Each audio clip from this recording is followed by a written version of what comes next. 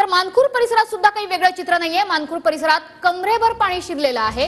घरामध्ये नाल्याचं सांडपाणी शिरल्यानं स्थानिकांचे मोठे हाल होत आहेत।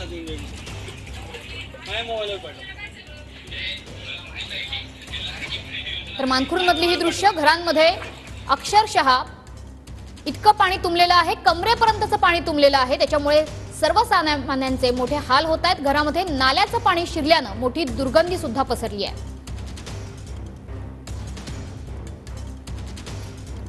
तर मानखुर परिसरात कमरेभर पाणी तुंबलेलं आहे। सकाळी 8 वाजताची ही दृश्य आहेत। घरांमध्ये नाल्याचं सांडपाणी शिरल्यामुळे सर्वसामान्य रहिवाशांचे मोठे हाल होत आहेत।